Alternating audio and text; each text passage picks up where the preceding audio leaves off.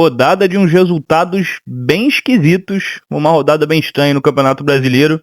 Bom, esse aqui é o análise da rodada. Eu sou Gustavo Bandeira, estudante de jornalismo e botafoguense, e aqui eu vou analisar a rodada do Campeonato Brasileiro, baseado, é claro, na ótica de um botafoguense, mas se você é torcedor de outros clubes, pode vir comigo que com certeza eu vou falar do jogo do seu time, beleza? Vamos lá para a tabela, vamos ver quais jogos tiveram nessa rodada, começando aí com Bragantino e Fluminense.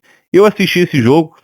O Bragantino foi muito superior ao Fluminense, fez 2 gols ali em menos de 3 minutos, gols aí do John e do Eduardo Sacha, já no início da partida. Depois o Fluminense até faz um gol ali no final do primeiro tempo, e no segundo tempo o Bragantino, no comecinho do segundo tempo, já faz o terceiro, o Fluminense até chega a fazer o segundo, uma boa partida aí do jogador que estava fazendo seu segundo jogo pelo Fluminense, estreando como titular, o Lúcio Acosta, jogador que veio da MLS, muito baixo, mas sempre teve bons números por lá, um jogador que pode render aí pro Fluminense.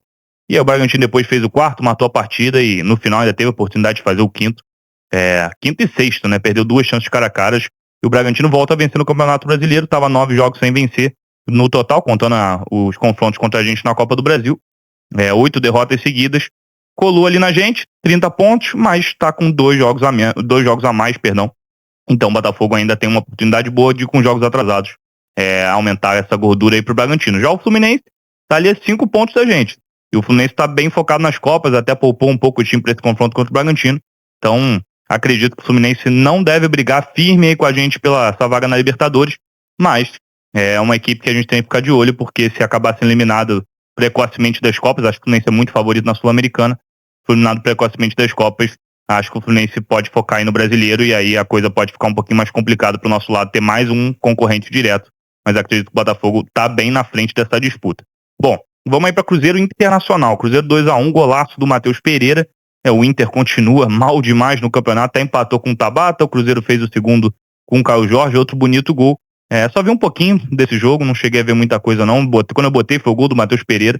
Mas o Cruzeiro volta a vencer no campeonato e parece que vai brigar pelo título. Não sei se vai brigar, né? Vai incomodar pelo menos os líderes ali, mas brigar acho difícil, mas vai ficar ali, provavelmente vai terminar o campeonato mesmo em terceiro, atrás de Palmeiras e Flamengo. Depois teve Grêmio e Ceará, não vi nada desse jogo, todo mundo falando que foi um jogo horroroso. Não faz muita diferença pro Botafogo não, o Grêmio é o time que pior joga futebol no Brasil, acho que isso dá pra se dizer. Pedro Raul até perdeu uma chance cara a cara nesse jogo, um 0-0 bem morno lá na arena do Grêmio. E olhando pros 2 adversários, o Ceará tem 26 pontos, tá 6 pontos atrás da gente, não vai brigar com a gente. E o Grêmio tá aí em 14º, a 8 pontos do Botafogo, também não vai brigar com o Botafogo por nada. O Grêmio provavelmente vai brigar para não cair, se salvar primeiro para depois olhar em uma briga por Sul-Americana, algo do tipo. E eu esqueci de falar de Cruzeiro e Inter, né? Porque o Cruzeiro tá difícil de a gente chegar, a gente tem 2 jogos a menos que o Cruzeiro. Se a gente vencer esses 2 jogos a menos, a gente fica a 3 pontos do Cruzeiro. Então, talvez dá pra gente dar uma olhadinha aí no Cruzeiro com mais seriedade, se vencer esses 2 jogos, né? O Botafogo ficaria 3 pontos do Cruzeiro.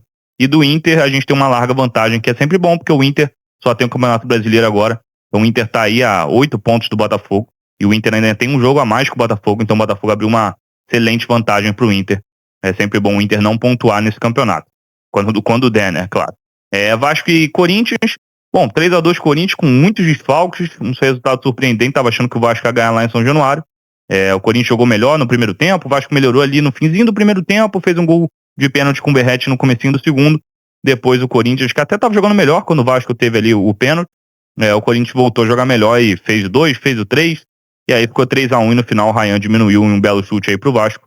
O Vasco que se complica na tabela do Brasileiro, tá brigando ainda para não cair, só não tá na zona por causa da diferença aí de saldo pro Vitória, que já a gente vai falar sobre o Vitória, e o Corinthians com muitos desfalques, como eu falei, surpreendendo, mas também não acho que vai brigar com a gente, tá 7 pontos de distância pra gente, com 2 jogos a menos, 2 jogos a mais, perdão, então tá bem longe da gente mesmo. Acho que o único ponto positivo pra gente é tirar a confiança do Vasco pra esse jogo, pra eles irem em crise contra a gente na quarta-feira, né? Amanhã já o jogo da Copa do Brasil, de ida da Copa do Brasil.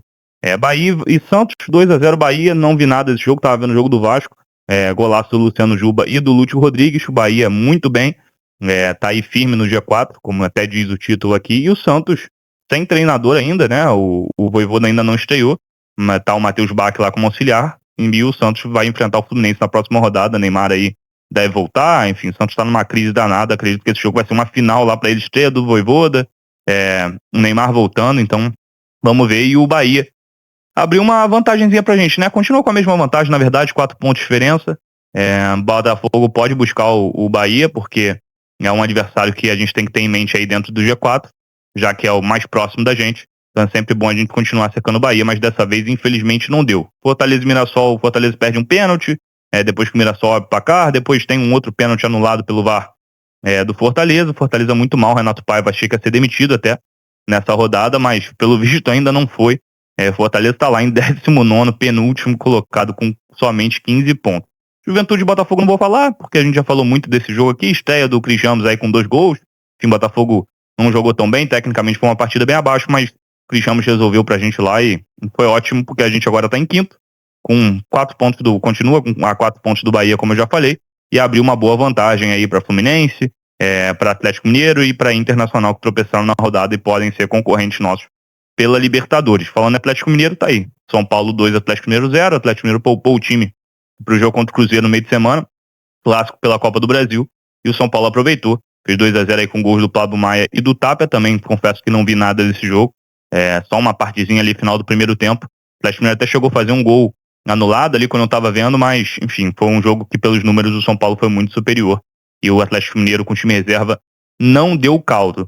Palmeiras e Sport, vi esse jogo hoje, 3-0, porque eu tô gravando aqui segunda noite, né, mas já quase passou de meia-noite, então já quase terça-feira. Palmeiras 3-0, jogando muito bem. Esse uniforme aí da seleção brasileira deu sorte pro Palmeiras, que também quando vestia esse uniforme da seleção, foi baseado em uma homenagem, em uma partida histórica do quando o Palmeiras usou o uniforme da seleção lá na década de 50 ou 60, se eu não me engano. O Palmeiras venceu por 3-0 naquela época, repetiu o placar hoje. Flaco Lopes teve uma grande atuação, Vitor Roque também uma grande atuação com 2 assistências pro próprio Flaco Lopes, e o Palmeiras amassou o Sport, não deu chances pro Sport, que até em alguns momentos foi superior na partida, teve mais a bola, mas não assustou o Palmeiras e ficou por isso aí mesmo. E o resultado mais surpreendente da rodada, esse aí 8-0 Flamengo no Vitória. O Flamengo, como eu venho falando aqui no canal há muito tempo, o Flamengo é o grande favorito para esse Campeonato Brasileiro.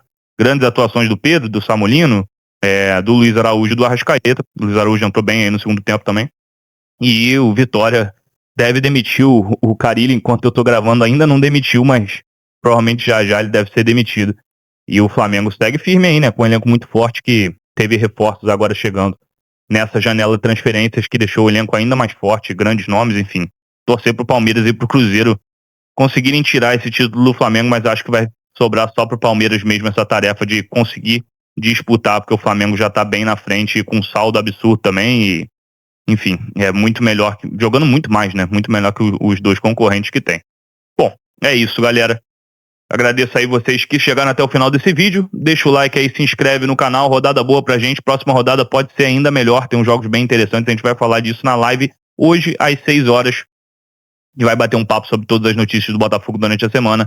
E já projetando também o clássico importantíssimo, jogo de ida das quartas de final da Copa do Brasil contra o Vasco na quarta-feira lá em São Januário. Beleza? Tamo junto. Saudações alvinegras.